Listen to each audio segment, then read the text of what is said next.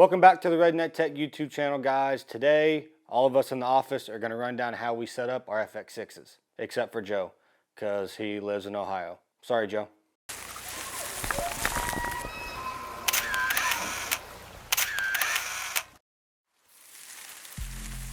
So basically what we're going to do is each of us are going to hop in here and just run down how we set up our FX6.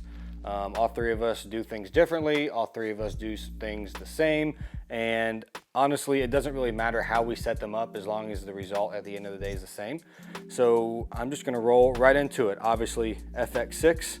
And the first thing we're gonna talk about is the outside. I have a Sony shotgun mic here with the dead cat. I like the dead cat, I think it looks cool. On the back, I have this little bracket that screws into one of these quarter 20 screws in the back that allows me to just run my mic receiver right there. If I am running 2 channels of lav mic audio, which these mics will allow me to do, I will put the adapter in the hot shoe and run my mics up there. But when I'm not doing that, I like to run it back here because I think it looks cool and honestly it keeps it out of the way.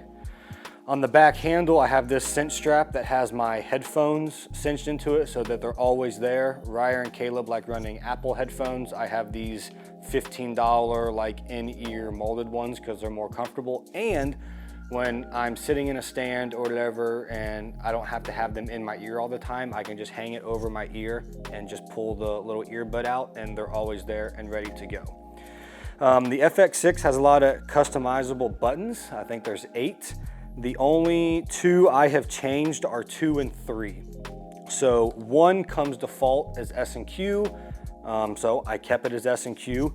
2 came empty, so I set it to cache record.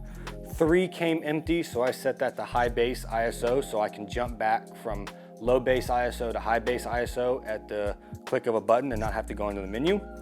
4 and 5 came stock. That is punch in, focus magnification, and something else. Honestly, I don't really know what it does. It moves things on my screen, but I don't know honestly what it does. I spent 5 minutes before this video trying to figure out, and I don't know what 5 does.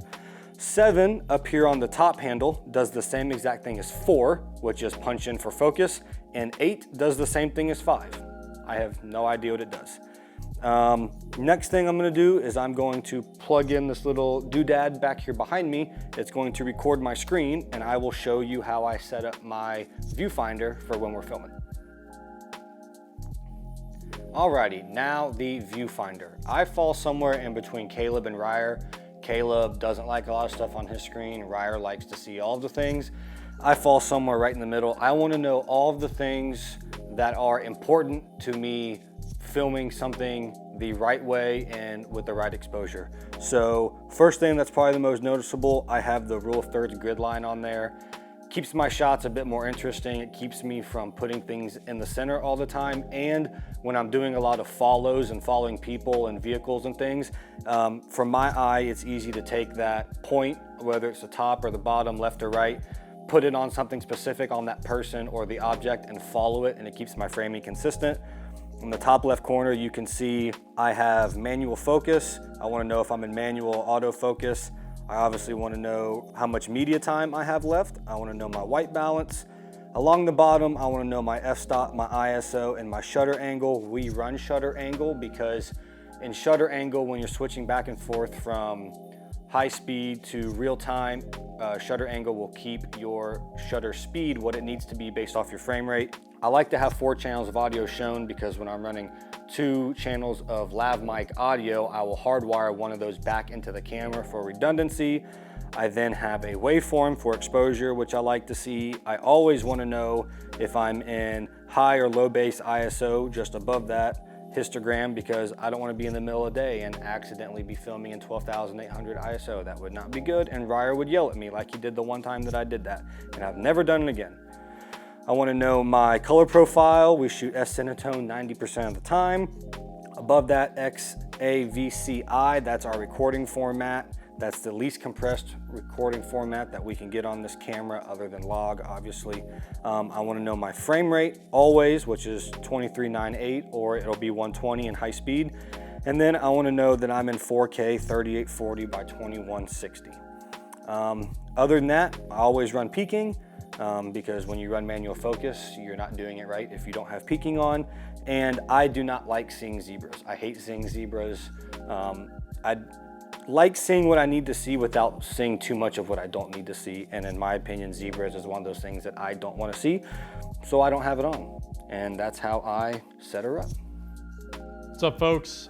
I'm Red Velvet, and this is my camera, Helen Keller. I obviously like to name all my cameras, and if you don't think that naming a camera Helen Keller is funny, you and I probably won't get along. Anyways, again, this is an FX6. We all run them. I have the Sony dual channel microphone system, and I always mount it into my hot shoe. The reason I do that is, one, it runs off of camera batteries, so I don't have to put double A's in here. And also it gives me a couple of internal audio channels that I don't have to run a hard wire to. I do run a hard wire from channel 1 of the microphone into channel 2 of the camera, and then obviously I've got my shotgun mic as channel 1. I like to run the BPU 60s just because I feel like the BPU 90s are a little big and I hate how they sit when I'm running it handheld. I usually have my headphones on this little Velcro thing, but I broke them on my last trip, so they're not there right now. And then I have a couple of these Peak Design clips, so if I want to run a shoulder strap, I can do that with these. As far as my custom buttons go, custom button number 1 is set to slow and quick motion. Custom button number 2 is to switch into or out of high bass ISO.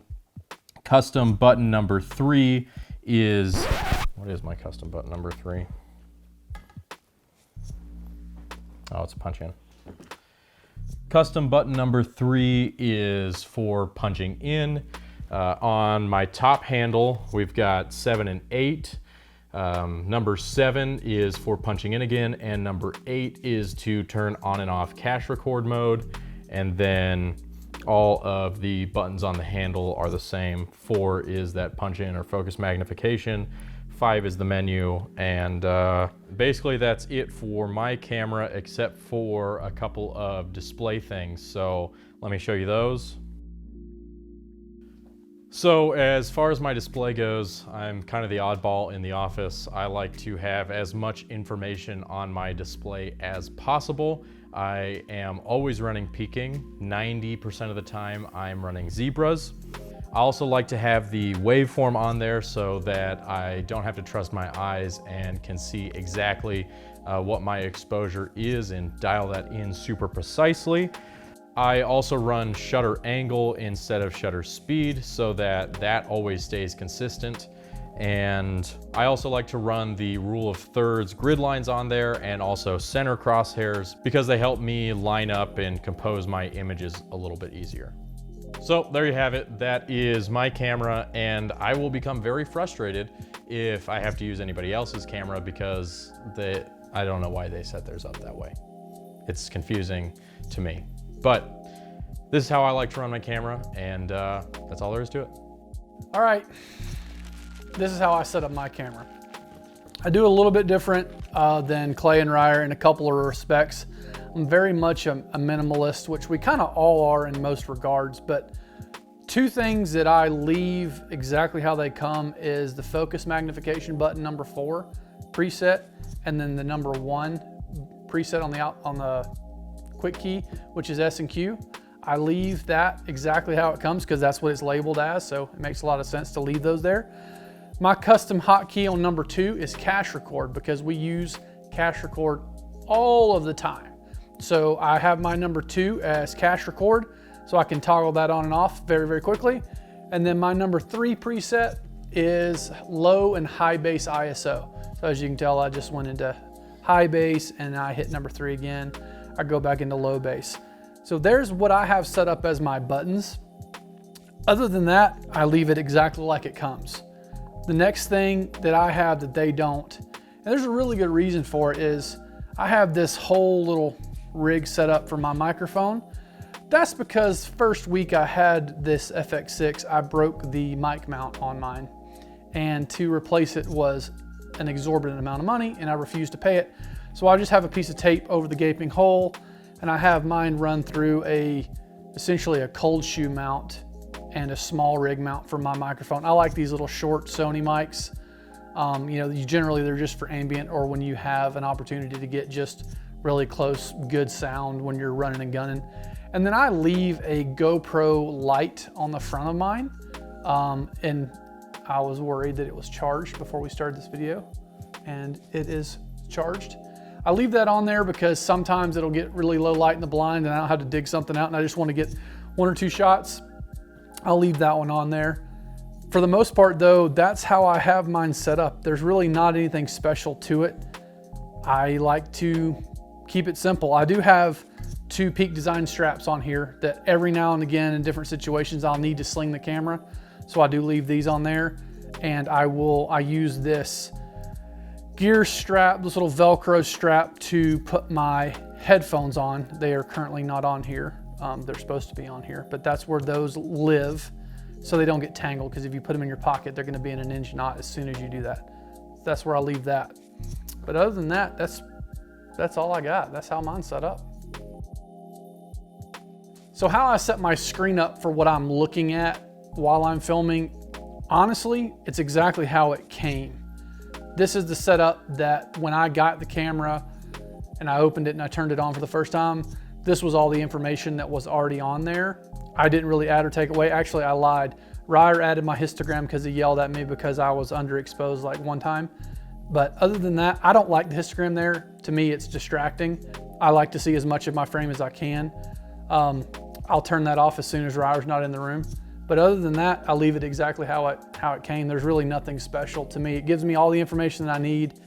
It gives me the, you know, how much time I got left on my cards, battery, you know, low base, high base, what my ISO is, what my f-stop is, and make sure my frame rates and all my settings are what I want them to be. But that's the screen I've looked at 9,000 times, so I can very quickly glance and know exactly what I'm looking at. But in terms of like what I set up differently for me, really nothing. That's exactly how it showed up.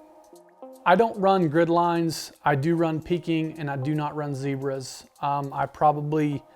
There's sometimes I will turn zebras on in really, really harsh exposure situations, but peaking's always on. I don't run the grid lines because again, I think it's distracting. I pretty much know where the rule of third is, and if I'm not perfectly in the rule of thirds with 4K, I can punch in and move around and get it exactly where I want. But yeah, that's how I do it.